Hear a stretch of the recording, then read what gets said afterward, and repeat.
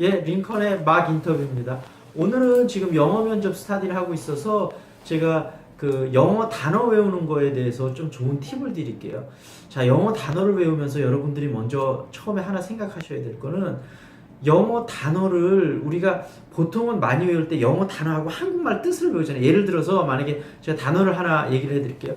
apprentice라는 단어가 있어요. 그러면 이게 무슨 말인지 아시는 분도 있고 모르시는 분도 있을 텐데 이제 어프렌티스가 사실은 그 한 십몇 년 전에 굉장히 미국에서 유행했던 텔레비전 프로그램 중에 하나였었거든요.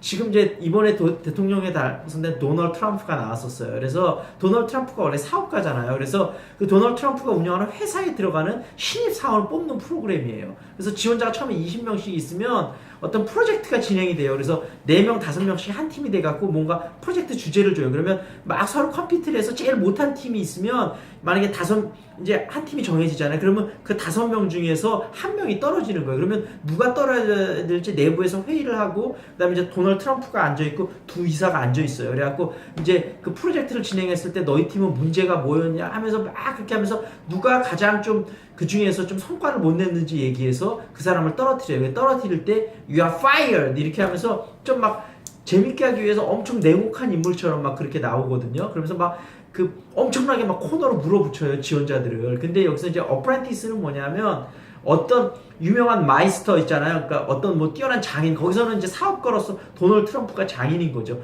이 사람 밑에서 견습생, 일을 막 배우는 사람을 어프렌티스라고 그러거든요.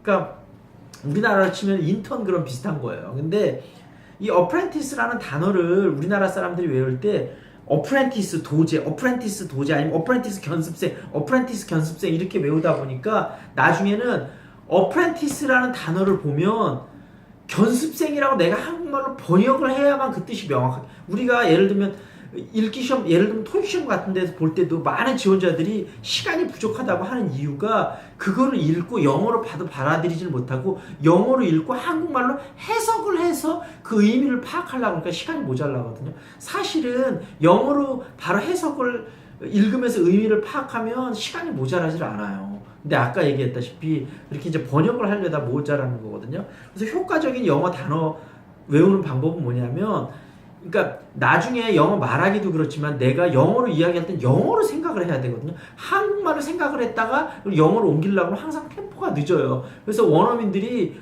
쟤랑 가깝해서 얘기 못 하겠어. 얘기할 때 자꾸 너무 중간에 뭐 시간이 너무 오래 걸려. 그러니까 이렇게 되면 원활한 대화가 안 되거든요. 그래서 어프렌티스하고 견습생 도제 이렇게 외우지 마시고 어프렌티스를 쓰면 이 어프렌티스에 대한 간단한 영어 뜻을 옆에다 쓰시고, 이거를 이제 뭐 영영사전 보면 나와 있잖아요. 근데 이 뜻 갖고 어떨 때는 또 명확하게 내가 이해가 안 되는 경우가 많거든요. 그래서 이 어프렌티스가 들어간 문장을 그 밑에 쓰세요. 그러면서 항상 이 문장을 보면서 그 단어를 습득을 하는 거예요. 근데 중요한 건 뭐냐면 내가 하루에 5개나 10개 나의 단어장을 만들어서 단어를 쓰고 그 다음에 영어 문장을 써놓는데 이걸 억지로 외우려고 하지 말고 이 노트를 항상 갖고 다니면서 틈만 나면 그 노트를 그냥 읽는 거예요.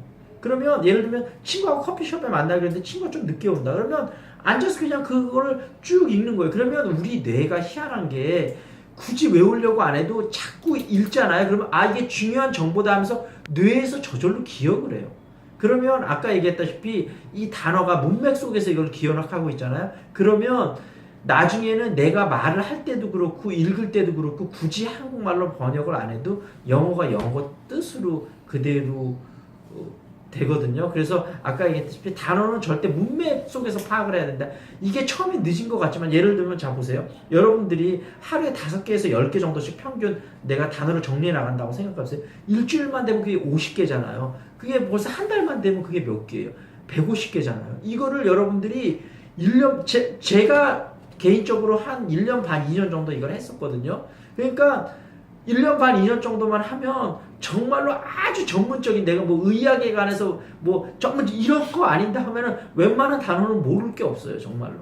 그렇게만 여러분들이 1년 반 정도만 꾸준히 하시면. 그래서 한 3개월만 하셔도 정말 큰 효과가 있거든요. 그래서 아까 말씀드렸다시피 그런 영어 단어는 반드시 문맥 속에서 파악해야 된다. 요거를 생각하시고 한번 오늘서부터 바로 한번 실천해 보시면 영어 단어 영어 회화나 영어 면접할 때 영어 단어가 부족해서 아마 곤란을 겪으시는 일은 없을 거라고 확신합니다.